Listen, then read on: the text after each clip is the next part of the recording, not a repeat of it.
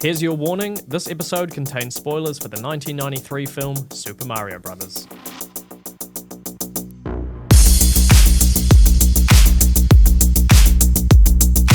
Hello and welcome to Badaptation, where we watch and talk about every theatrically released video game adaptation, their sequels, tie-ins, and whatever else we fancy.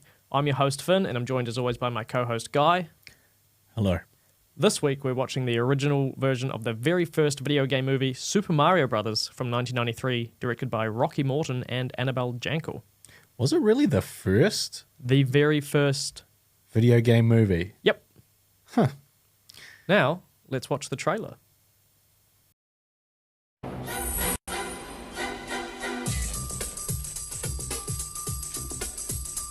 This is it? Yep. This music? Yes. Where are we? I got a feeling we're not in Brooklyn no more.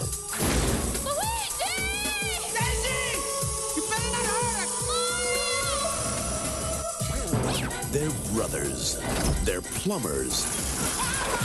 Oh no. Mario!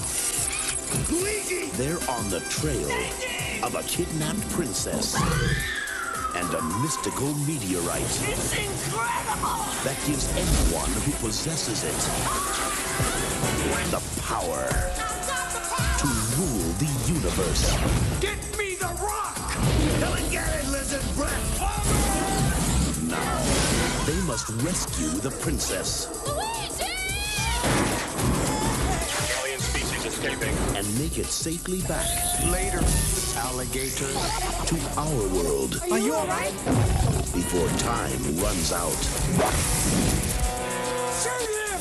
Look out, Mario! Get him! Yes! No, stop! Gotcha! Oh, no, not again! Super Mario Brothers. This ain't no game. This ain't no game.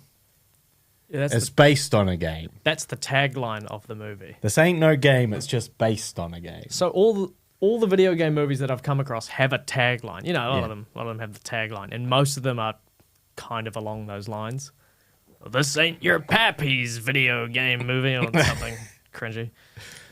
Alrighty, so that music was an interesting choice. Yeah, it reminds me of some of the music that they use in the movie as well. Don't they use like boom boom shake shake the room or something later on? I think they try to. I think if a movie is not going to do well, you can tell because they've used a popular song. A very popular song to sort of try and cover up the fact that this is maybe the worst. Nah, it's not the worst. Oh no! But it's maybe not going to be good. Yeah, okay, I agree with that. It pioneered a lot Yeah, in terms of quality. for video games going forward. It set the bar. Oh, yes. That still few video games and probably video game adaptations have really hit. We could just call them badaptations. Yeah, I mean, we don't want to give them the credit of that fantastic name. that's but- right. So, have you got a synopsis for this? Or was that the synopsis? That was a synopsis. I've seen multiple trailers, and all of them have a completely different feel to them. Okay. They don't all have as many spoilers as that one has either. This one says the original trailer. It does vaguely tickle at my memory Yeah. of seeing that in the in the cinema. And then there's, the trailers that they had in America versus Europe, or the trailers that they put on the DVD or the VHS. Definitely VHS for this one at the time. But I do have that synopsis you've talked of. So Bob Hoskins and John Leguizamo tolerate their roles as Mario and Luigi Mario in the very first video game to film adaptation, setting the standard of quality that is the theme of this podcast. The Mario brothers are plunged into an alternate dimension where humans are descendants of dinosaurs instead of apes, and take it upon themselves to save the princess and take down the authoritarian dictator King Koopa, begrudgingly played by Dennis Hopper dressed as Max Headroom. Yep. Does that about sum it up for you? Yeah. Max Headroom being a creation of the directors. They actually came up with that character and that concept, I don't think it's a coincidence that he looks like Max Headroom. Are you familiar with Max Headroom? No. Thought if anybody I knew would be familiar with something that Well, I might niche. Yes. be. Oh, okay. Yeah. So where is this from? It was like a TV character that, like, I'm not too familiar with it. You see, from the 80s, so I don't know anything that happened before I was Yeah, born. of course. Yeah. Unfamiliar. Yeah, so those world wars are a weird subject for me. No idea. What They are say- wars? I know of What are some. these wars? I know of some. There Okay, have been plenty yeah. that have happened. There's the console war, PlayStation versus Xbox. I think that's still ongoing as well. That's a big one. So is this Max Headroom guy the reason that they got the job? Probably partly. I think it's their most successful endeavor, perhaps. Okay. I think they've gone on individually to do things like directing music videos and ads and such. I think, which is also where they got this. I think it was their high concept idea of having like a robotic man character who would do things on TV. I'm not sure what those things were. Well, I'm just going to play it, but let's see what happens. Yeah, go for it. Still alive out there? Good. This is Is he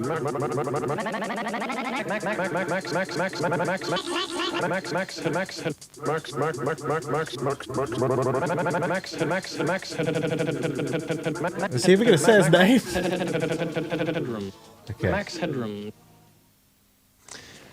Remember Boy George? Well, oh, me neither.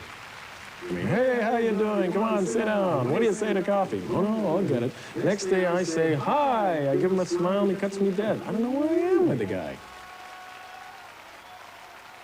Hey, who are you talking to? What? Are you cracking up? Why? All this mumbling and muttering, you got a head on your shoulders, use it. And the nuclear powers have just denied rumors that the world's waters are being polluted by Nuclear waste. They say that the pollution is being caused not by them, but by all the dead fish we have today. This is odder than the movie. I guess you somehow. had to be there. Yeah. There being the 1980s. Yuck. Because this seems quite insane, but it does somewhat speak to Super Mario Brothers in some weird way. I mean, it just does look like King Koopa, doesn't it? It looks exactly like King Koopa. Yeah. I don't think that's a It's no coincidence. coincidence. Okay, brilliant. Yeah. We've made some connections here. We have. Speaking of connections, so this is obviously based off the video game Super Mario Brothers. What's your connection with that franchise as a whole? Well, it's time for another episode of Were You Alive When This Thing Started? Because Okay. I was. Okay. In my defense, I was not alive Yep. when this movie was released. Right. It's the only one that was released before I was born. Okay. So we can now cut that segment. the segment. That short-lived segment of Was I Alive?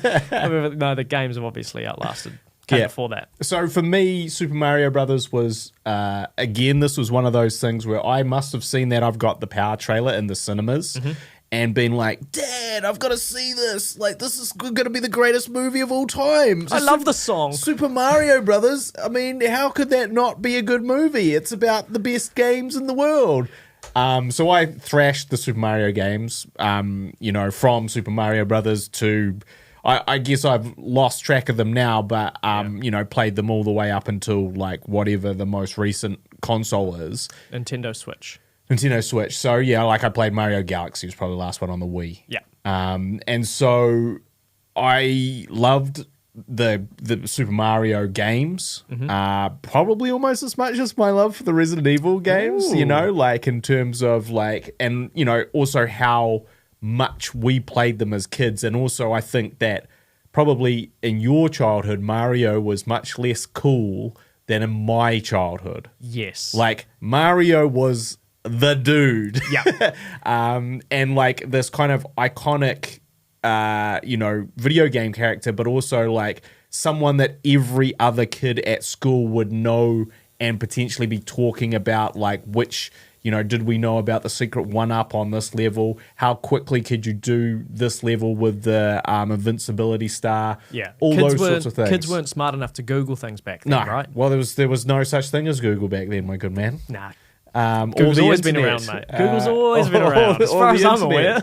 And so, Yeah, so like the idea of making a movie of this seemed like the best idea, and it was kind of like, how could it be bad? How could it go wrong? And again, Too big to fail. One of those, way too big to fail. And one of those things that, again, where I would have probably demanded my parents, like, I know we never get to go to the cinema, or obviously like 2 movies a year at the cinema. This absolutely has to be one of them. I have to see this, and it's going to be the greatest movie ever. And again, even when I saw it, and I must have been, I don't know, like 10 or something, or maybe a bit younger than that even, I was definitely like, it's not the Mario I was expecting. I don't think This is not my Mario. No. Not my Mario. I mean, we've still got that going today with Chris Pratt. Not my Mario. He doesn't do the funny voice. Why couldn't we listen to the French guy do the Italian voice instead of the American guy? Absolutely. I can tell you why, because an hour and a half of that would be grating. It would probably be grating. I think there's a healthy middle in between the two, though. So would Chris Pratt would maybe grating for an hour and a half. I'd say not as grating, just a guy doing a normal voice, but I also think just the lack of creativity. There's a space in between that could easily be filled between guy putting in no effort to guy who has an iconic voice, but the reason it's iconic is it's used sparingly within the game. It's more a sound effect than a voice. It is. Yeah, he just uses sound bites and such. So, yeah, I was definitely not a fan, really, when I saw this. So, again, it was one of those things where you'd watch it and you'd kind of justify... Oh, yeah. Buyer's remorse in a way. Mario's cool. Yeah. And there was some cool bits in it. I liked how they used the Super Nintendo scopes, whatever it was. Like They wear the clothes eventually. Yeah, sort of. They use the colours, right? They use the colours. Yeah. Big Bertha was in it. That fish. Right. Oh, yeah, I forgot about that. The bomb 'em. Yeah, well, Big Bertha's the big lady that steals the crystal. But in the game, more it's a about- fish. more on Makes her. no sense. Anyway. More on her later. So, my experience with Super Mario Brothers, you're a fantastic guess. It was not cool. It was uncool. maybe. Yes, a bit. Oh, that's a bit. That's for babies when I was a child. Yeah. And even as I got older, that's still, that's for kids. That's for kids. Oh, sure, they're probably fun, but, it's not cool. I'm playing Tekken. I'm playing Final Fantasy. Look at these cool guys, and they're sad, and they're angry, and they throw punches. And I'm like, wahoo! I'm going to do a jump. Like, it's not, it doesn't sound like the most compelling thing. Yeah. And I haven't gone back and played a lot of the existing Super Mario back catalogue. However, I have played Super Mario Odyssey, which is the latest platforming one, and it's fantastic. And Super Mario Kart 8, the latest, the deluxe version. It's, basically is the perfected version of the Mario Kart racing game. Yep. And, that's as good as you're ever going to get. Well, from what I understand,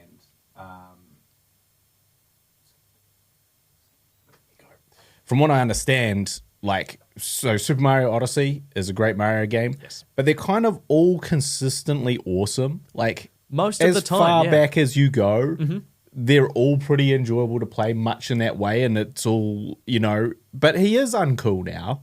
Yes, but it's kind of kitsch. Yeah, and it's also the playability. It always comes back to that gameplay and the playability is that it's like, this plumber who, we were like, Mario is like, like nowadays, he's not an angsty dude with spiky hair and a giant sword, right? That's what I wanted. That's my Mario. Bob Hoskins with a sword.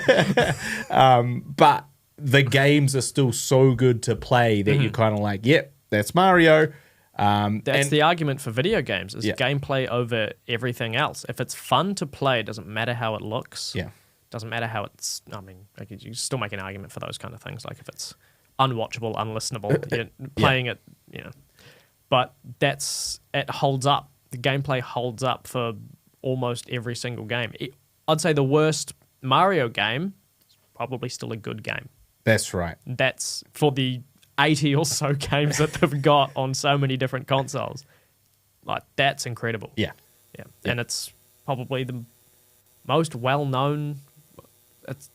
depending on how you measure it, the metrics that you use on how successful or well-known it is, it's definitely up there. Well, Mario's an institution now. Yes. And yes, he has been around for legit 40 years or something. Yeah.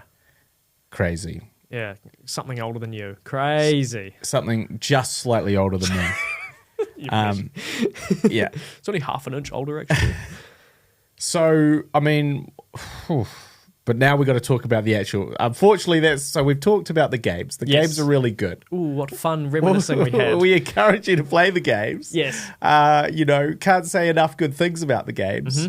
The movie, on the other hand. The movie is a just conglomeration of just weird ideas that seem to have come from 10 different places, and they all kind of contradict each other and just meld together In a gross fungusy movie. yeah. It's a movie that I can feel. The texture of the movie is disgusting because it's covered in when you see a movie and you think like, oh man, I'd love to go to that world. Yeah. Oh hell no for this movie. Yeah. I do not want to be in that fungus. It looks like it smells bad. It's just yuck to me. Yes, it's like a very grimy New York that's been plastered with jizz. Yeah, in a way. Like, New York is already plastered with enough jizz that I don't really feel keen on going there. So going to jizz-covered New York. And essentially, one of the characters in this film is a giant load of jizz. Yes, played by Lance Hendrickson of all people.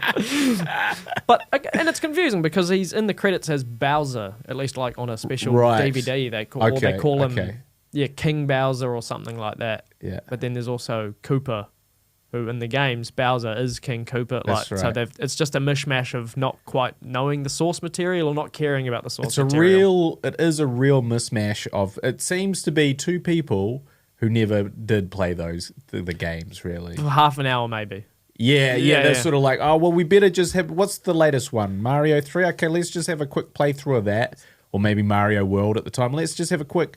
Okay, he's jumping around. He's got the uniform. Okay, we get it. Elevator pitch is what it was. So there's this guy. He's a plumber and he's got a brother. He's also they're the Mario brothers. One of them's called Luigi. And then there's this guy and he's trying to kill them. And then there's a princess and there's a that's all they got from it. And they never went any deeper into the lore.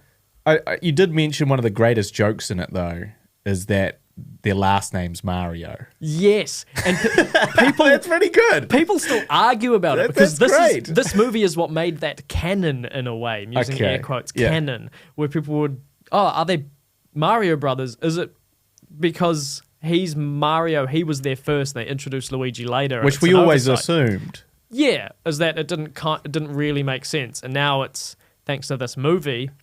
Really, the movie's responsible?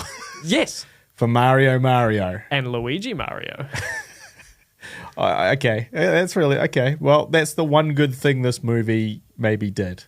Not if you ask the true fans of Super Mario Brothers, who argue online. Well, I mean, where do we start with this? I do want to maybe just quickly play the most authentic part of this whole movie. So the thing that is closest to the video game, is this.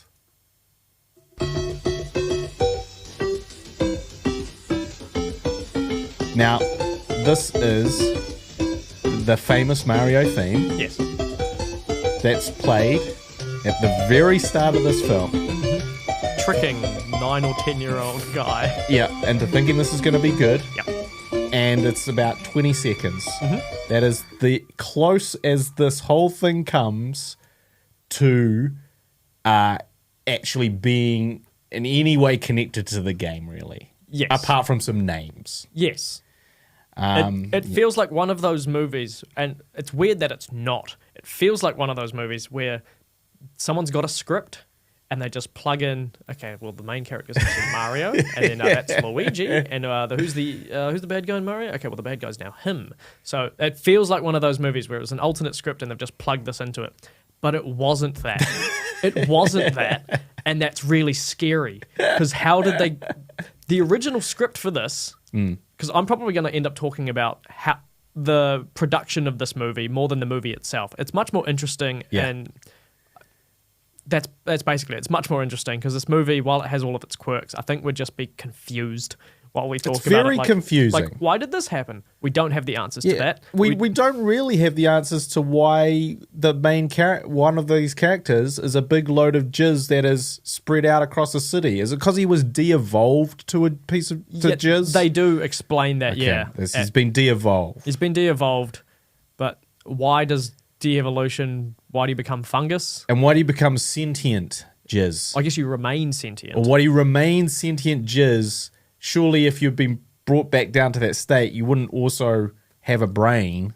What I'm most curious of is how much did Lance Hendrickson get paid to play the jizz? Probably a decent amount. He was in there for, 12 seconds? Yeah. Just going, hey, yeah. I'm a guy now. Yeah. Or however. Yeah. Well, that's one of the... this is a talking point here, and we keep talking about this jizz, because basically what happens in the movie is that at some point there's this fungus that's part of this city, this Cooper dinosaur city, that is in an alternate dimension. Yes. Okay. Which Mario and Luigi travel to, and this fungus is everywhere, and every now and again there's it seems to be helping them in some way. Yes. And then towards the end, it's like, hey, meet my dad. And then a big chunk of jizz drops down. It's like an egg held onto by the jizz. And she's like, yep, this is my dad. This big piece of jizz here is my dad. He's the fungus that's been all around this city. And you're kind of like, what? Yeah, it's... Wait, what? I think if the fungus was just there to show that the whole place is kind of grimy, I wouldn't have an issue with that. Yeah. But it's a character. Yeah. It's like New York is its own character in this. It's so wanky when people say that, don't they? Yeah. Oh, yeah, New York's like another character. I've said that before. It's a setting, isn't it? I've said Auckland is like a character in this film. Yeah. And like I said, it's wanky. Yeah. Yep. You can have said it and admit it. That's fine. Yeah. But when you said it, please know that you sounded wanky. Pretentious. Yes. No, I think you actually did say it. Yeah. Well, anyway, so this kind of that's kind of like the big reveal about, I don't know, 3/4 of the way through the film. Yeah, and it's kind of like they've gone, hey, were you curious about what this was? And you go, oh, not really. Go, no. And they go, surprise. And you go, oh, okay. Did you have any questions about this fungus? Nope. Definitely didn't. Definitely wasn't interested and couldn't care less about it. Oh, well, here you go. Here's a big twist about it. Do you want to know what we named the jizz? No, couldn't care less. Well, yeah, turns out it was the former king of the city that had been de-evolved to this fungus and then gets re-evolved. Into a man. Through the meteorite? I don't care. Yeah. Because there's this piece of meteorite that everyone's chasing through the whole film. That's like the MacGuffin. Yes. And the meteorite is going to connect the two worlds. This dirty dinosaur world with... Dino Hatton. Yeah, thank you. With Manhattan. You see, it's a joke. So they're going to connect the dirty dinosaur world with the dirty New York streets. Because that is somehow slightly better. Allegedly, yes. And in the trailer, it says, they're fighting over the control of the universe. But in Dino Hatton, he has a globe, and the only land on that globe is Dino Hatton. So really, he's only, at most, going to control Manhattan. Yeah. Which is, now, I guess, would be Dino Hatton. Yeah. Because man and Dino... I mean, but aren't they still men? They've just evolved from a different creature. Yeah. They're still evolved into man, but in a different... Anyway. There's much worse things than the jizz in this movie. Yeah, sure.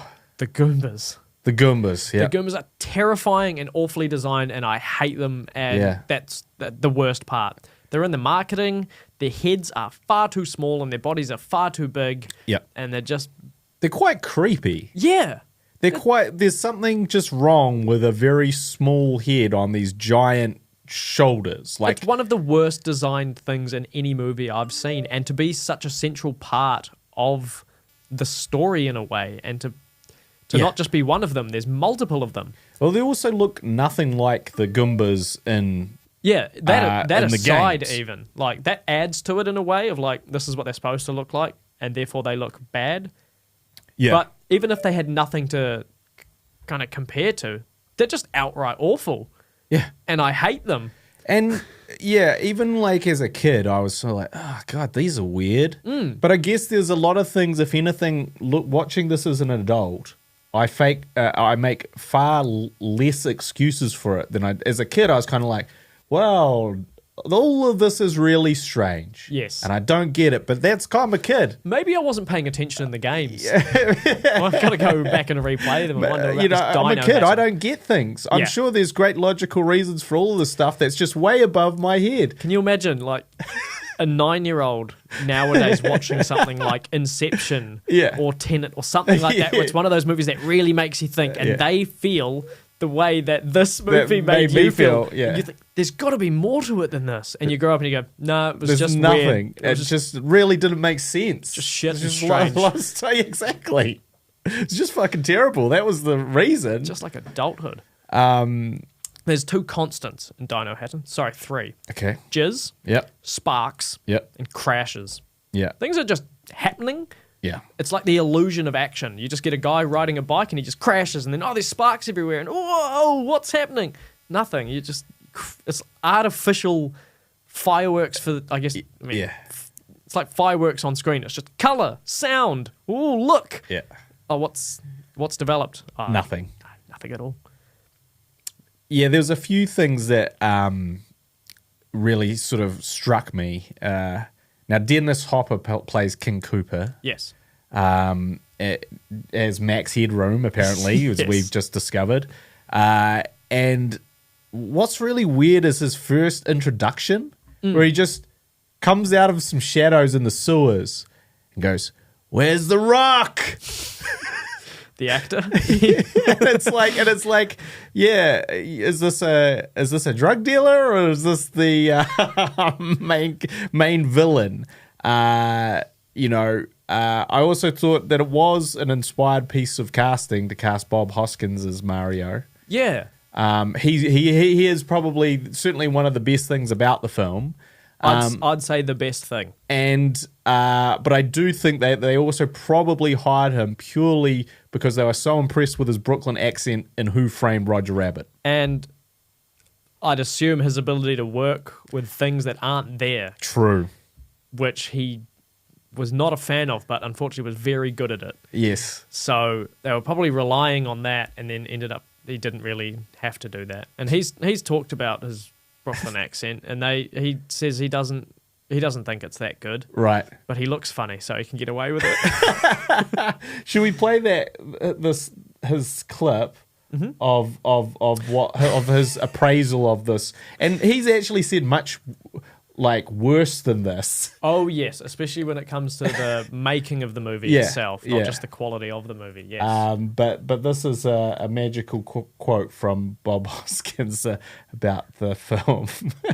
I didn't even know it was a game. It was my kids that told me. Well, I said, "What's your next film?" I said, "I'm doing Super Mario Brothers."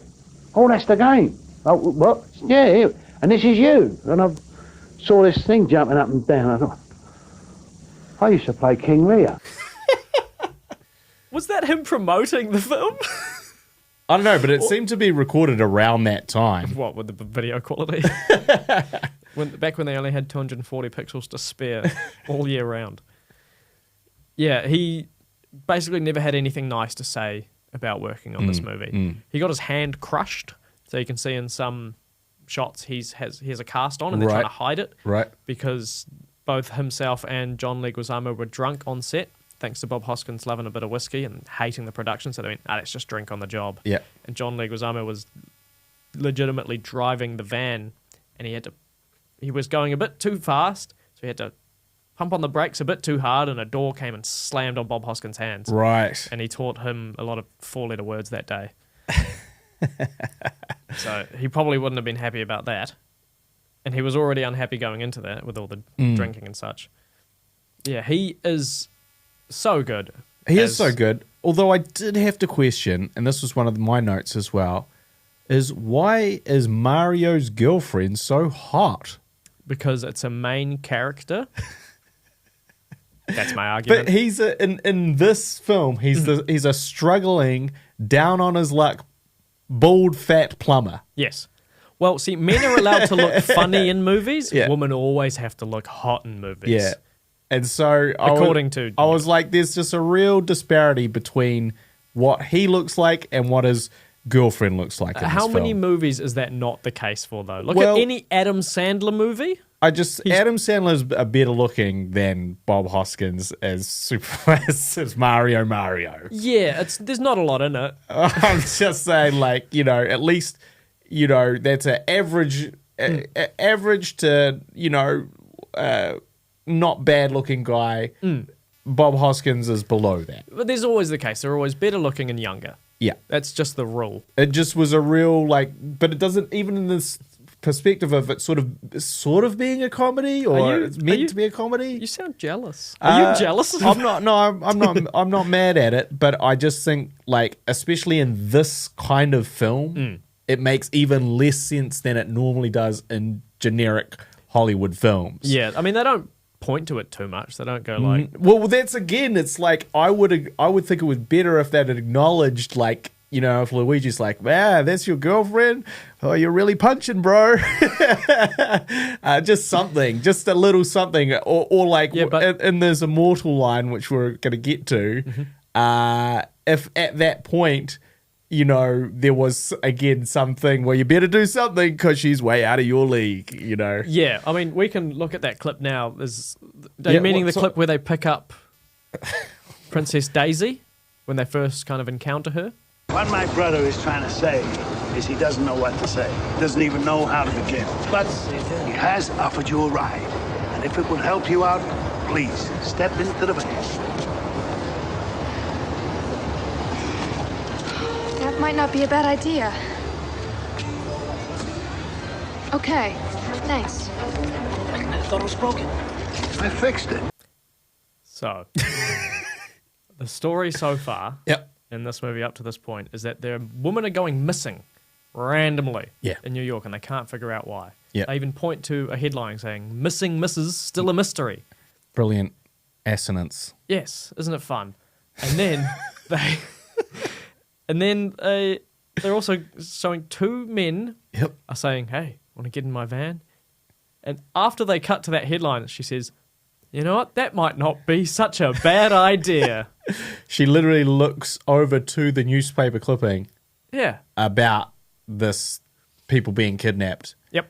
And she decides to do the very thing that would get you kidnapped. I don't know if it's on purpose that they're kind of doing that, but then that also sets her up as, well, she's naive and she's very naive and silly. Yeah. And, you know, she got herself into this. I don't think that's kind of how it plays out for the rest of the movie. Yeah. Is it an oversight or is it an intentional bit of misaligned I humor feel or like it's storytelling? just a fuck up. What's worse? Yeah, I just to me it's kind of like a huge inconsistency of character and plot. Yes, like many, like there are many. Yeah, and they're like, but they're the good guys. These are the good people with a van. Yeah, I mean, she doesn't know that. No, but we know that. Well, to be fair, Luigi did let her use the payphone. Yes, he's lent her 25 cents. Must be a good guy. Must be a great guy. It's a very low bar for men, isn't it? Speaking of things that are very ill-fitting, there's a nightclub scene later on when they're in Dino Hatton. I mean, I honestly don't care too much to talk about the plot of this movie. Right. Yeah. There's just a lot of nonsense. But there's a nightclub scene where originally they wanted strippers, actual strippers in this movie. Yeah. Maybe not with nudity, but you know that was their idea going into it. And Super Mario Brothers and strippers. There's no overlap in those two circles on the Venn diagram. Not at all. So I don't know what they were thinking, but it was very ill-fitting, yet also very elaborate as a scene. Yeah. Like a lot of these, like the ideas don't make sense, but they're they go very in depth, like they've thought about them for a long time. But it's like they don't belong in this movie.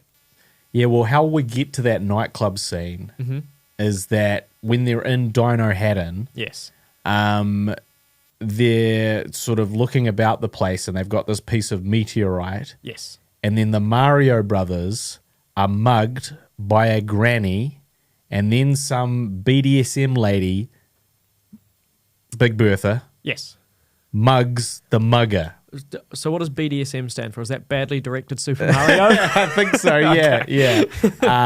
And that's just part of this film for kids, this family film. Yeah. There's also, and I don't know if you caught this, but as they're going past the movie theater, there's a XXX, XXX sign, and then next to the XXX sign was said, "I was a teenage mammal."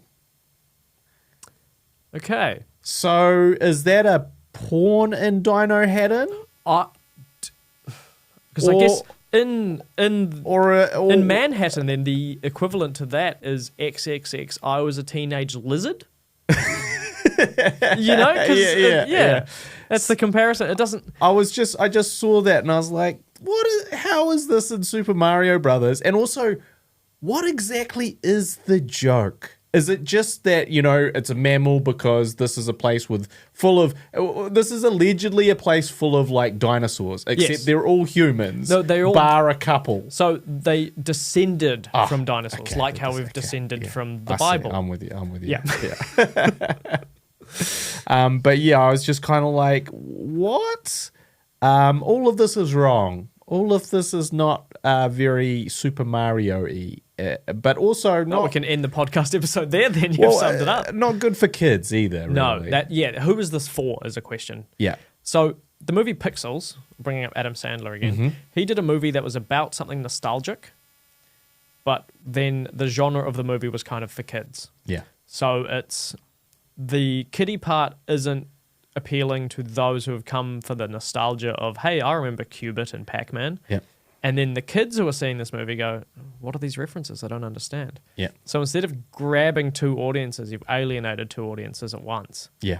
That's kind of what this is, where it's like it's a child's franchise Yeah. that they've made Adultified. Yeah, exactly. It's almost like they were like, look, this whole Super Mario thing, we don't really know how to tackle any of this, but we have to make it live action. Yes. Because we don't have computer generated stuff really. There's and so it's like, so what are we gonna do? How are we gonna kind of make this contemporary and accessible for everyone? My argument is don't make it. It's better for well, it that not was kind because they've kind of come up with this weird alien dimension. Yeah. That just is like neither here nor there of making any sense to anybody. But it's not like as an adult you'd go, oh great. Well, they've set it in this Dino Haddon, so I'm on board. Like, they didn't have a lot to work with lore-wise. No. I mean, in the games, the universe is just a bunch of nonsense. Yeah. But that doesn't matter because you're playing it. The storyline is kind of inconsequential. It's just good guy fights bad guy to get reward. Yeah. Which, unfortunately, is a human woman. But in that, if you don't have a lot to go on, don't go. Yeah. Is my argument. Don't go on. There's an elevator scene. Yep. I don't want to talk about it. Okay. I hate it so much. That's it. Oh, God. So, look for it on YouTube if you want to see it, and you'll see, within this movie, that's the worst thing. You think that's the worst thing? I think, yes, because it's it's 3 or 4 minutes of just a thing in a row, as opposed to an idea or a concept. It's the scene. Yeah. It was just awful, and I did not like it. Well, Mario and Luigi are hiding in an elevator behind some Goombas, and then they start the Goombas dancing. Yes. To distract them, to escape behind them where they already were. Okay, and what was Luigi's argument for how he figured that would work? Oh, I can't remember. Everybody loves dancing. Oh. It's like someone just went, what if we do a scene about dancing and how everybody loves dancing? Yeah. Okay, we'll make it work. And they didn't, but they put it in the movie anyway. Yeah. So, they get these Goombas swaying side to side, and then they just sneak out behind them. And it's it's unclear whether or not they could have just snuck out behind them. Yeah. Without doing any of that. Yeah. Yeah, that was definitely... that. The driving sequence looked very expensive to shoot. Yeah, and I think it's, again, a lot of crashing, a lot of sparks. See, brought it up for a reason. There's just a lot of sparks happening. They even had the big aerials coming out the back like they do on bumper cars. Yeah. That Yeah, had like the yeah, spark, yeah. You know, it was just that. It was inspired by sparks and crashes. But this was pre-Mario Kart, I think. I feel like when it was being shot, Mario Kart has not come out. That's how I think of it. There's no way of knowing. 1992, so it had come out. Okay. Yeah. Okay. Super Mario Kart on the SNES had come Okay. out in 1992. Also, I did one of the kind of most disturbing things. Well, actually, there's so many disturbing things, but right after being mugged, and then the BDSM lady, Big Bertha, coming into the plot for a second. So Big Bertha in the games is a fish. But it's a fish with spikes on it. Is it? I thought it was just a fish that would suck onto you. I think it's a fish with spikes. Again, there's no way of knowing. We'll never know. And then Big Bertha, the BDSM lady, has spikes on her costume. She's just, doesn't she? I think the only relation is that she's just called Big Bertha because that's a name from the. It's got spiky teeth. Okay, well then no. I was thinking of a different I think puffy she fish has in there. regular teeth. Okay. Cheep. That's the name of like the type of fish, and then Big Bertha's a specific one that Right. is big. Yeah. But we've already looked into this more than they did. they have there's a cameo from Toad. Yeah, well, he ends up playing a part in the movie. Toad. He's the Goomba with the harmonica eventually, who helps them out. Yeah, so it's not so much a cameo. Well, I guess it's more just it's a reference. He didn't have to be Toad. No, it could have been anyone. But Yes. they had this. So Toad is essentially a mushroom creature in Super Mario the games. Yes. Right. Little man with a hat. He's like a toadstool. Yes. His face is he's got a mushroom for a head. Yes. Or is it a hat? Or that's the constant argument within the. It's like, are they actually called Mario? Okay. So anyway, I mean, it's a mushroom cap. In this film, Toad is just a weird guy with a crazy haircut. He's a busker. And he's a busker. Mm-hmm. That's what Toad is in this. There's just no... Again, it's crazy to me that this wasn't just a random script where they had a busker in it and they just went, that guy's Toad. That's like, it sounds Toad. like that, right? He's Toad. Yeah. And I was like, this is like now a key character in the Mario universe. Maybe not so much back then, although he did talk, he did always pop up in all the Mario games. But yeah, it's just like, wait, oh, there's Toad. Oh, he's getting zapped with this de-evolution device, which essentially regresses him back to being a Goomba. Yeah. Which doesn't... It's... Yuck. I hate those things. And I hate when they dance. Yeah. What other facts you got on this one? It predicts 9/11. Okay. There's a scene where the two towers get disintegrated. Really? Yeah. It's a very short snippet.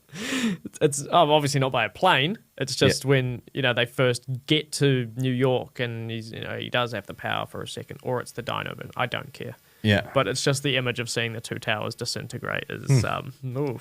Not good. Yeah. Maybe Simpsons did it, but Morton Jankel did it first. Age poorly. Yeah.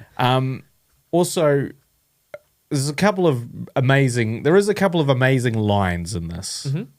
First one that I noted down here from King Koopa, Dennis Hopper. Mm-hmm. You know what I like about mud? It's clean and it's dirty at the same time. Sure. Which was strange from his character. His whole character thing is that he doesn't like gross stuff.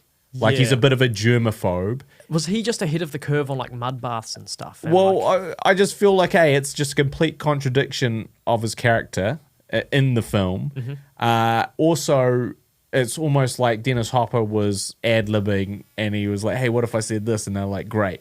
Yeah. Sounds great. Because it doesn't really make sense, but it's also that kind of creepy innuendo that as a kid you wouldn't pick up on, and then as an adult you'd go, why is this in a kid's film? And also, that at one point was going to be filled with like 13,000 worms or something. Right. And then Fiona Shaw or as I know her, Aunt Petunia in the Harry Potter movies. Or as I know her, Andor's mum. Yes, yeah. Yeah, because I'd seen this movie, I went and watched Andor and went, oh, it's Aunt Petunia / lady who didn't want to get into the giant bath with 13,000 worms. Because the script changed to that, and she went, fuck no, I'm not doing that. That's disgusting. That's not what I signed up for. Yeah. And so they had to write that out, and they went with mud instead. Yeah. What was the point? Why would that... would be so expensive, I imagine. What's her character in this? King Cooper's girlfriend? Foil. Her plans get foiled. Yeah. That's it. And they wanted a skeleton and a wall. Yeah. That was a leftover prop they wanted to use, so they invented a character around that. She's amazing in Andor. Yeah. She's so good in that. No spoilers for me, please. No. She's just really, really good. It's great to see that she's still working and alive. Yeah. Which sadly cannot be said about Bob Hoskins and Dennis Hopper. Or a lot of my family members. Because a lot of them aren't working anymore on account of them being dead. So at one point, Bob Hoskins mentions that he promised to take, was it Danielle, to WrestleMania. Yeah. I promise to take it to WrestleMania. Do you know what WrestleMania that was? No. So if it's 1993, let's say. Any memories from WrestleMania 10? I know that's something you would have been a fan of. Famous ladder match between Razor Ramon and Shawn Michaels. The first sort of televised ladder match that was kind of like, holy shit, WWF. this is amazing. And so I remember watching that, Bret Hart versus Owen Hart, which again was like just as good in a different way. It was actually a pretty good WrestleMania for those two matches alone. Yeah, to take those two and put them on the same thing, great. That's a great show. Yeah. Anything else in between? No, who cares? Well, I don't really remember anything else about it. Yeah, exactly. And probably there was nothing else. That's the only two things. I think Lex. So I think actually Brett loses to Owen and then wins, beats Yokozuna at the end to become the champion. Yes. Which again, great piece of storytelling because it's like you're like, oh, he lost, and then it's like, no, but now he's the world champion. And also then the one who won the first one, Owen Hart, then has an argument of, hey, I beat the world champion. I'm better than him. I'm better than the world champion. Yes. Great stuff. So that's the WrestleMania that Mario was going to take his girlfriend to. Yeah. It's a good WrestleMania. Yeah. I wonder if he ended up taking her there. Well, you know what I thought about that quote, because it really kind of... I wrote that quote down. Yeah. Not because I'm a wrestling fan, but because it makes no sense that any guy would pitch that as a essential thing he has to do to, not disappoint his girlfriend. Yeah. Because no girlfriend wants that. Who knows? Hey, we don't know. Look, obviously there's wrestling fans out there, but it's just very unlikely, and even more unlikely in 1993. I think it was actually illegal for women to like wrestling in 1993 in America. I wouldn't go that far. I think Fabulous Moolah would have slit their throat or something if she found out that women liked wrestling. It was definitely like, if you think that wrestling has become more mainstream and, more diverse fan base, back in 1993... not so much. Yeah, is that like an indie reference back then in a way? Well, wrestling is like it's just like if I was, I've got to take her to WrestleMania. Why? She's not going to enjoy that. But apparently she was a wrestling fan, I guess. Yeah.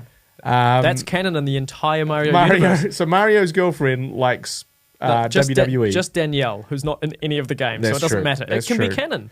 Also, another thing I noted was that Yoshi looks like a velociraptor from Jurassic Park, which is nothing like what Yoshi looks like in the games. No, but I did think it looked quite good. It looked great. Apparently, it was incredible. What I read about Yoshi was that it was, if not one of the most expensive animatronics ever made up until that point, with the most complex set of things that it could do. I think it took like 9 people or something just to...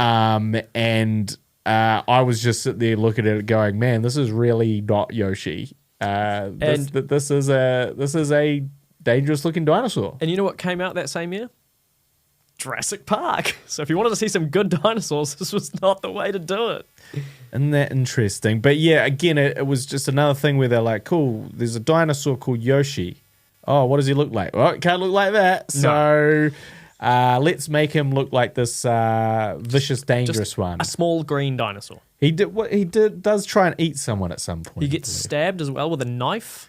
Yep. You know that classic thing that happens in that kid's game? So it's something I'll link in the show notes. We don't have to watch it now, but there's a trailer that's been put together, which I thought of while watching this. Someone could easily put together a horror trailer for this. Yeah. That's how non-kid friendly it is. That's right. At some point, they go to get their photos taken, and it's got like a sniper's red laser dot on their forehead. That's where they're aiming the camera. It just looks like they're going to get shot in the head. That's quite distressing for a child, I imagine. Yeah. Mario and Luigi just get shot in the face. It's a reference to my favorite game, Super Mario Has a Gun. Love that one. So someone has put that together, and it's what you'd expect. You know, you've also got a Fiona Shaw being fried into. She gets killed. Yeah. She gets killed in this movie on screen. Yep. And yeah, Yoshi getting stabbed. All of that kind of stuff's in there. They go to that strip club because I thought it was a strip club. You know, the one that you said wasn't a strip club, but it was a strip club. But it wasn't. It really looked like there was dancers. Oh, it was intended to be one. There was stripper dancers there. They were not stripping. Yeah, they were just dancing. It was like the Resident Evil, you know, the short segment where there was strippers in that. Except, you know, you could tell. Oh, that's a stripper who's dancing. Yeah. And then they also happened to strip in that. House of the Dead, you mean? House of the Dead. Sorry, yes. Don't confuse those two. Oh no, they're very, very different.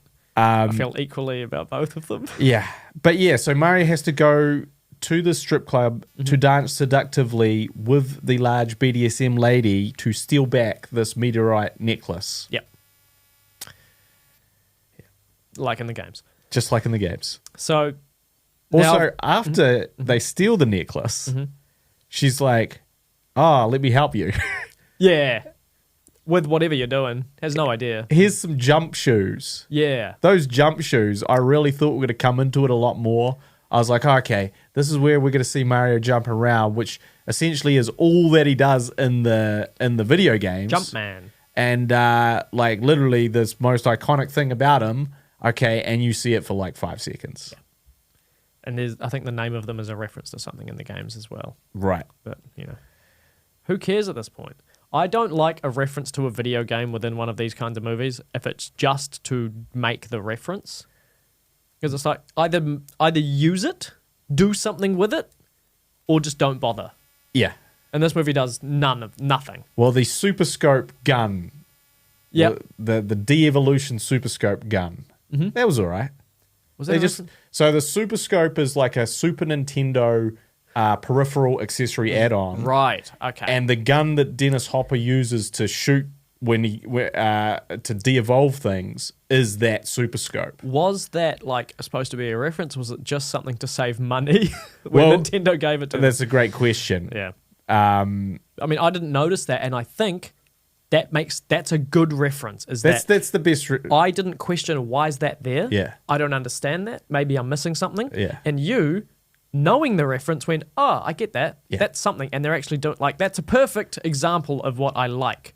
Is that I didn't feel like I was missing out on something by a reference being made where I can clearly go, well, that's a reference to something, but I don't know what it is.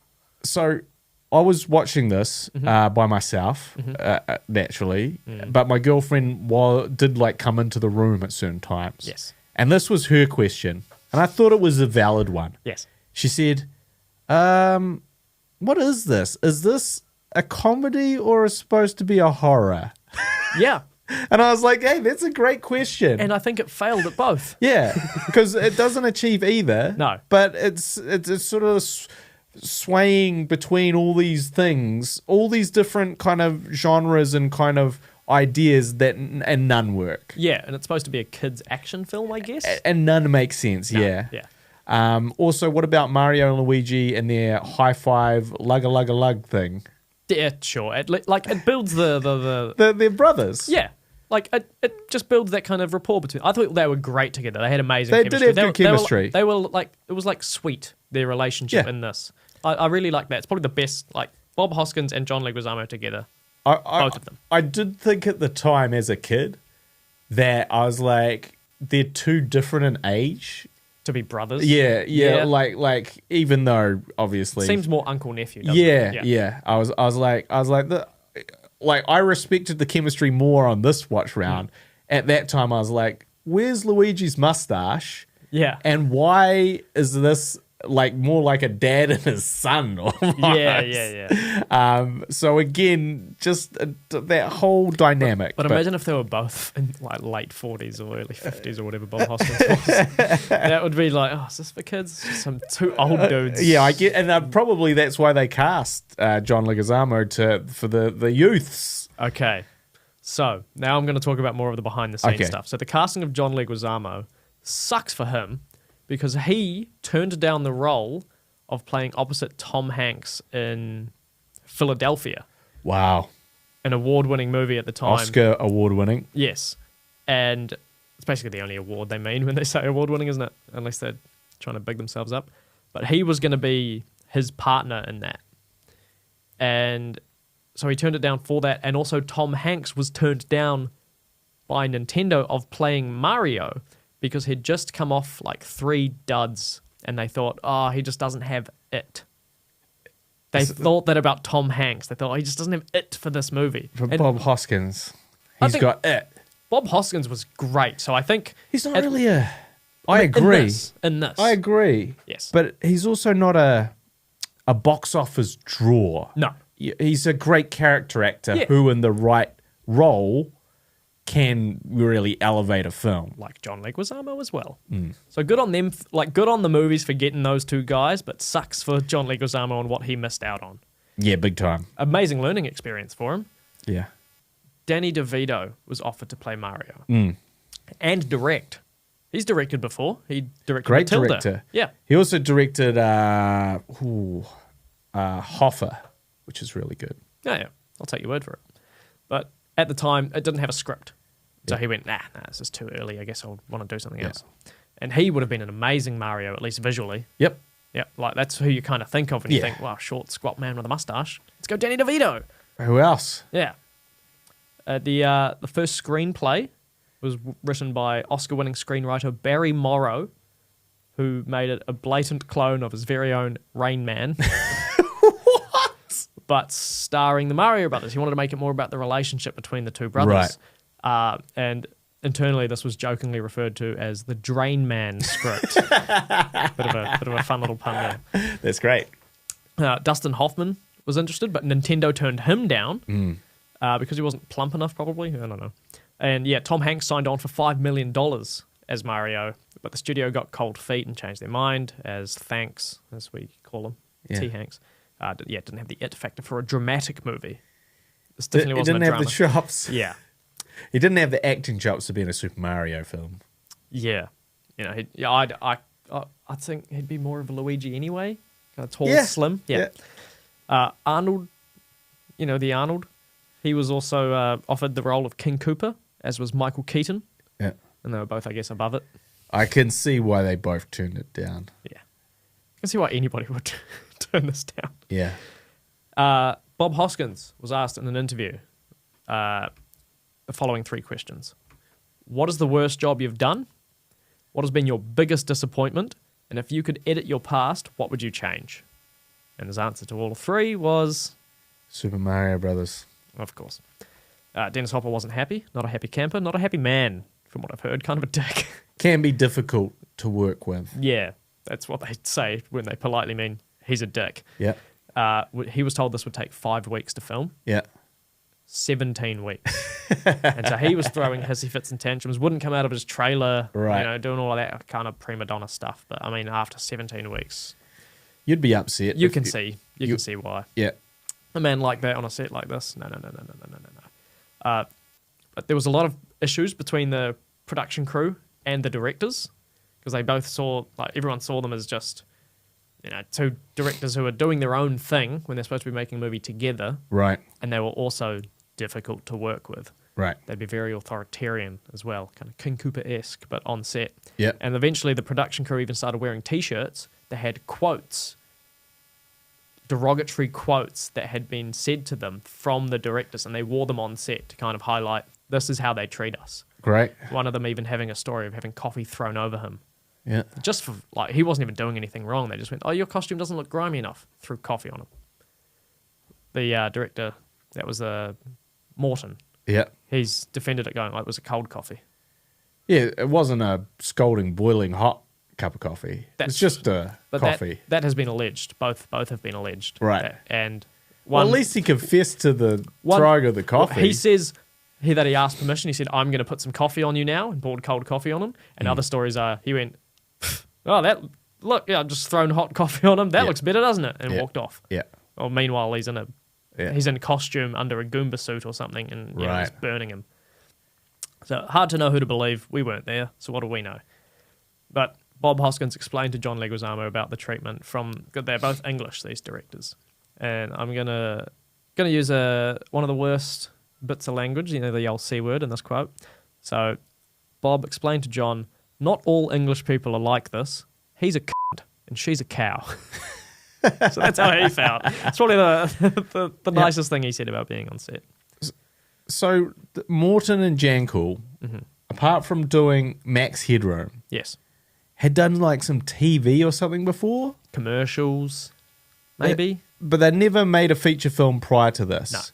And they presumably just their pitch, their vision for Super Mario was the best vision. It was like, from everything seemed to be, nothing was the first pick. Mario wasn't their first pick. Yeah. Luigi wasn't their first pick. The script wasn't their first pick. Yeah. The directors, I think, was their fifth pick. Right.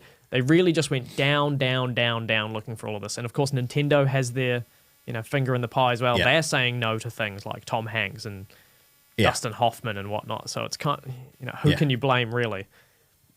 The directors is who you can blame for a lot of things. Yeah. I mean, the movie ended up it's not like the directors came in halfway through. This is all them. Yeah. So this is a weird quote, a weird fact about this movie. So the creator of Mario, Shigeru Miyamoto. Yep. Legend. Absolute legend. And he felt the film tried too hard to replicate the games instead of being a good film. Where? I feel like it's that quote has been taken, not misquoted as in the translation, because he probably said it in Japanese. It could be a mistranslation or out of context in terms of they just tried doing references to the game instead of trying to... Yeah, but it's a weird one because they did neither.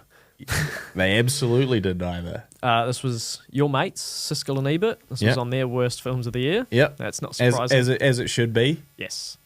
And there's an entire website about this movie called the Super Mario Movie Database, which is far too much information on this movie. SMBmovie.com. So I made a typo. I was thinking about the character Big Bertha too much, and I wrote in BDSM movie. And there's a lot more leather on that website.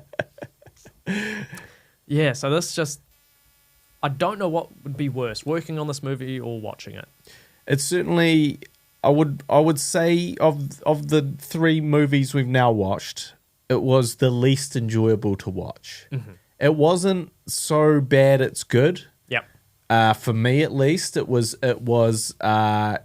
so weird and bad it's not fun to watch. It kind of just instead of being drawn into it and being like, oh, what's going to happen next? It's kind of like, oh, what's going to happen next? Well, we did discuss watching the director's cut of this. Yes. Which we initially agreed to do until realizing that it was half an hour longer. Yeah. And we were like, oh, there's no way we could possibly do that. The footage that's added in as well is not, the production value is not high. It's, cutting room floor kind of thing. Yeah. So who knows? Maybe we'll revisit it. Maybe we'll be unlucky enough to run out of movies one day and have to revisit this one. Yeah, I think there's a lot wrong with it. And there's nothing right with it. And not only that, it's just God, it just, everything, all the jokes don't work. The jokes aren't, again, some of the jokes in House of the Dead, you laugh at, even if they're way wrong, as in they were... The format of the joke. There's a setup and a punchline, kind of, even if it's very poor taste. Yeah. This just doesn't have structure. Yeah. The funniest thing is probably just Bob Hoskins' delivery of certain lines. That's right. Absolutely. And it's the authenticity of just he's a kind of funny New Yorker. Yeah.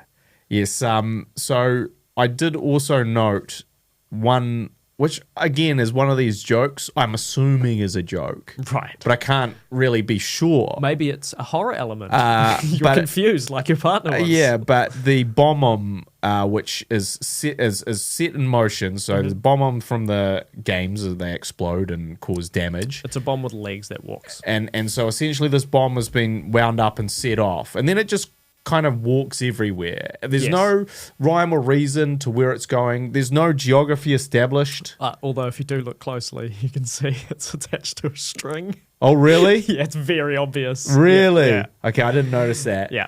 But, you know, like, it's just walking somewhere and then it kind of explodes and blows everything up.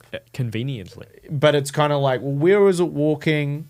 Isn't it kind of walking away from everything? Now, I want to see the side movie. What are the intentions of a bob-omb? You know, what drives the bob-omb to go where it goes? The weirdest thing to me was it starts walking upside down, which again, that's not what they're not really known for doing that. No. Okay, for defying gravity. Unless you've seen the spin-off movie of the intentions of the bob-omb. But that, you know, so but then on its shoes, yes, you see the Reebok logo. Oh yeah, that's so weird. And I was like, why? Is that an Why? I was like, endorsement? I was like, did Reebok pay for this? Did they think it would be funny that his shoes were Reebok branded because people have brands on their shoes and he's a bomb? So, you know, like, is that the joke? Like, I didn't understand the joke. Yeah. Which is a lot of this is you kind of don't understand it and then you ask why. No, you have to watch it again. It's like Inception. Yeah. So yeah, that was just another note. Also, you know, the king, the Jizz King, who is transformed. You're talking to him. who's transformed from Jizz back to the king at the end of the film. Yeah. Has this really stupid gag where he coughs out confetti. Did you see that? Oh, was it confetti, or was that just like, was it meant to just be more jizz, but they just used confetti on the day? And he coughs confetti out, and it's the classic joke where he's actually got the confetti in his fist, which again is super obvious and stupid. Was it confetti? I just assumed it was like a spit kind of thing. Like No, he's just kind of clogged up. And it's like, why would he even do that? Well, when did he have confetti? And then How? no, but then after that, when he starts going and he's pulling the multicolored handkerchiefs out of his sleeve, loved that. Loved all his magic tricks. It's just, it was just so weird. Yeah, it was like, what? Who thought? Did someone go, hey, we've got a little sight gag here. Quick, just put this confetti in your hand, and when you appear out of the jizz, we want you to cough it out like the confetti was stuck in your throat. It's confetti. Confetti. Yeah. Yeah. Okay. So I didn't notice it was confetti, but I've just come up with this in my head. Okay. Lance Hendrickson had one take. He was like, you know, you're paying me $12 million and you get one take. Yeah. Use it or lose it. Yeah. He comes in, he does that for his own enjoyment. And they're like, I I guess we're going to use it. Yeah. That was it. That's what I hope happened.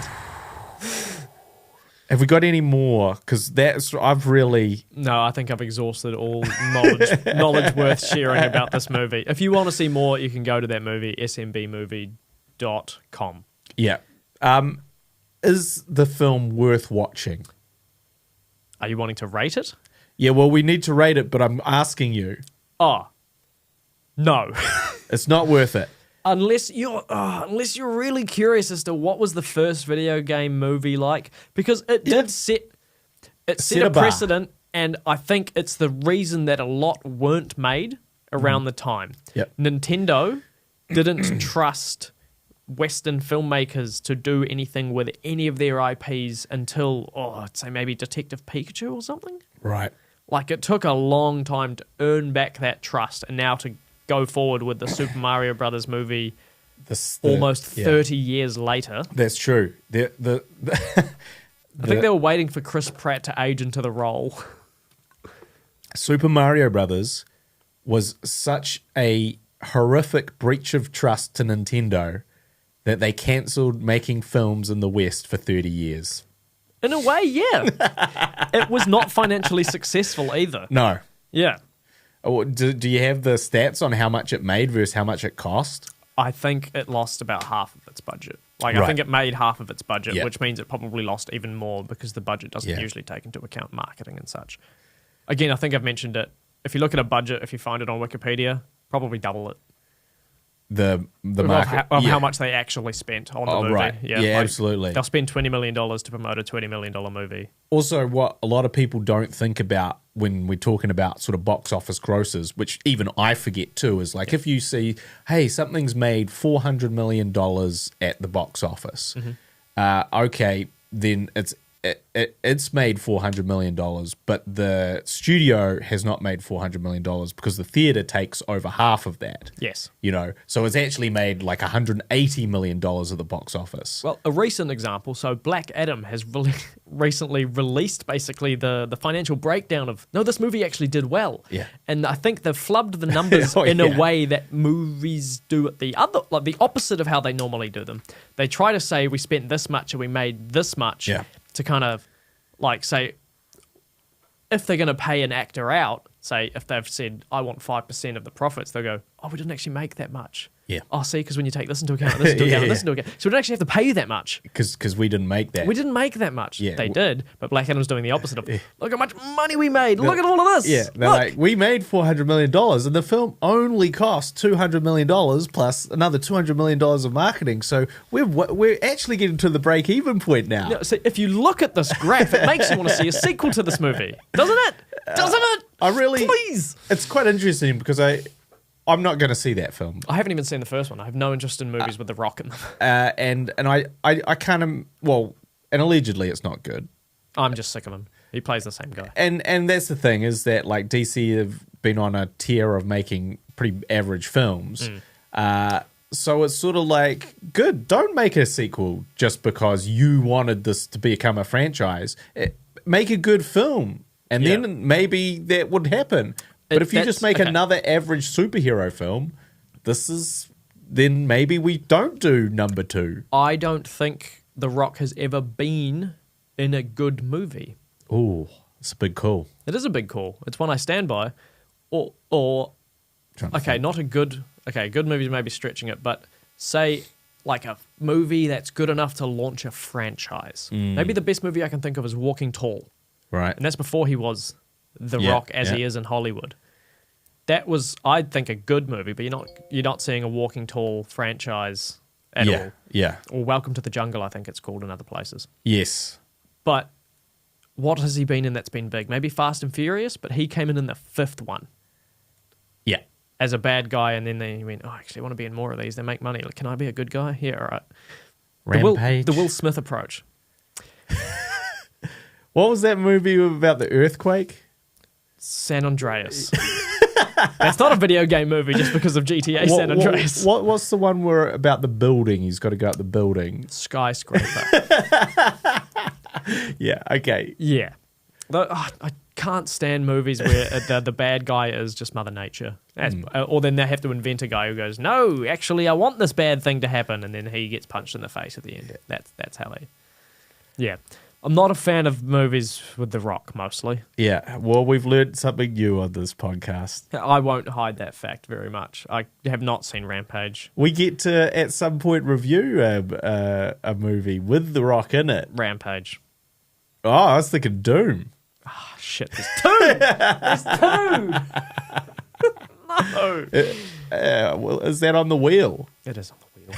It is on the wheel, and I've actually seen it before. Oh yeah, me too. So So we're going to rate this now because we've said we don't recommend it. I'm in agreement that it's not so bad. It's good. It's not so bad that you have like a good time laughing at it. You won't. Yeah. Regardless of what frame of mind you're in, regardless of how many drinks you've had, and whether you're high, neither of these things will help. Did you test that for us? Watch this film? No, okay. I wished I'd tested it. Because it may have like dulled the pain somewhat. Yeah, and elevated the good parts. So what's the rating here? I'm going to let you go first. I assume you're going to give it a 10. Yeah. What out of? Would you like to know the scores if you've given the other 2 movies that would help remind me. Resident Evil? Yep. You gave a 10 out of 15. Yep. House of the Dead? Yeah. You gave 10 out of 1,000. Really? Yeah. Okay, well, I give this one 10 out of 1,500. You going to have such high numbers with all of these. This is 10 out of 1,500 for me because actually House of the Dead by comparison was actually pretty enjoyable. Yeah. Yeah. That's when you gave that 1,000. I knew this would happen. I was just so upset about Uwe Boll. His career and the fact that there's a career to discuss. He's got a movie called Rampage. Yeah. If you watch the wrong one. Oh, God. So yeah, what about you? For context, I've given both movies 10 out of 15 because I think Uwe Boll's movie, that one that I've seen, was funny bad to me. Yeah. But for this one, I'm gonna have to. I'm choosing to go with 50. 10 out of 50. 10 out of 50. Not quite such a large range. Well, I can't back down now. I think you can reevaluate these later on once we have a deeper pool. I can't do it. Got to go all in on this rating system now. You see, that's the thing with rating systems. They're yours. You can do what you want. Although don't put decimals in, you cowards. Like, just make the range bigger. If you've got a 4.5 out of 5, maybe you need a 10 rating system and you give it a 9. I'm with you. Thank you. Because I think a lot of people need to go to a 40 rating system because they go to 10 stars and they still give quarter scores. What are you doing? Just expand the range. You got whole numbers. It's nice. It's easy to digest. 6.5 stars in the Tokyo Dome. Yeah. And then if you've chucked it in the 40 rating system, that would be a 55? 55 out of 40? Oh, God. I think that works. Yep. In terms of recommendations, just to do with this game, this movie, again, like I said, smbmovie.com. There's also a YouTuber called Summoning Salt who does very in-depth videos about speedrunning. And there's a lot to do with Super Mario's. There's some Mario Kart, there's some Super Mario Brothers. And they're really enjoyable. They're nice, chilled vibes, videos, Summoning Salt. Summoning Salt, Okay. yes. So if you search that on YouTube, he'll definitely come up. And there's another one called Small Ant. Yeah. One word, I believe, who challenges himself to play various video games with self-imposed challenges. A lot of the time it's Mario games, sometimes Pokemon games, like, can I beat a Mario game without jumping? Something similar like that. Or can I do it if the game player's played at 10 times speed? How quickly can I do it? He's so good at video games that he can put on these ridiculous challenges and still achieve them. Well, he can't do it without jumping. There's no way. Which one? I can't. I'm just, okay. Yeah. A lot of it's Super Mario Odyssey. Okay. So that's really enjoyable. Yeah. Or, no double jumping. There's a lot of Yeah. workarounds and bugs and stuff that he exploits, or he's just so good at the mechanics of the game that he can really, just get into it. And I also recommend not watching this movie. It's my last recommendation. Yeah. Yes. In fact, if you were thinking of watching this movie, to the audience, I would say, sorry, Mario, but your princess is in another castle. That was a better reference to the video games than the movie did in totality. Really? Yeah. Okay, cool. So what's next? I think we have to consult the wheel. So these 3 movies, I chose these 3 movies as the 3 launching points for this. One, to start the Resident Evil series off. Yeah, because we've got to get one out the way because there's so many. Yes. One Uwe Boll movie out the way. Again, same reason. I think maybe an equal number. Yeah. And then I thought we'd go with the first movie that was ever made to do with video game movies. Brilliant. Piece of history, a historic piece of cinema. Yeah. Unfortunately. You can't, that's not absolutely. a lie. It is a historic piece of cinema. The first... It won't go down in history. Oh, yes. It'll never change, the fact that this was the first video game movie. Yeah. But in terms of going down, yes, adaptations definitely go down in quality from here on out. From here on out. That's the best one. Man. But they definitely go down. So this is a list of all the movies. How many are on this list? 80. Okay. I think. Let me double check that. What are the odds of getting a good film in here? 5%? Less? That means there's 4 good movies amongst them, if you're going with 5%. Why don't we That spin it and feels- find out? Yeah. That feels about right. Oh my God, I'm just seeing some of these on here. Like, you know how you just see a couple that just really makes my blood run cold. Like a lizard that's evolved into a human, like Or a dinosaur, like, a cold-blooded. Sub-Zero, Mortal Kombat. Ah, there we go.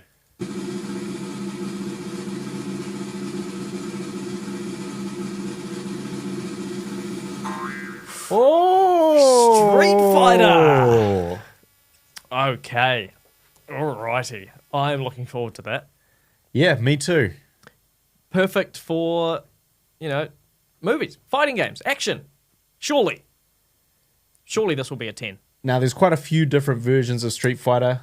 This is going to be the original Street Fighter. I think that is what it's landed on as well. But what I'll do, like if this was to land on Resident Evil 4, we're just going to do Resident Evil 2. Right. We'll go in order of that kind of thing. Sure. Yeah, it makes sense. So yeah, Street Fighter for the next one. So, if you've ever wondered how good the first adaptation of Street Fighter was, we can tell you next episode. Alrighty.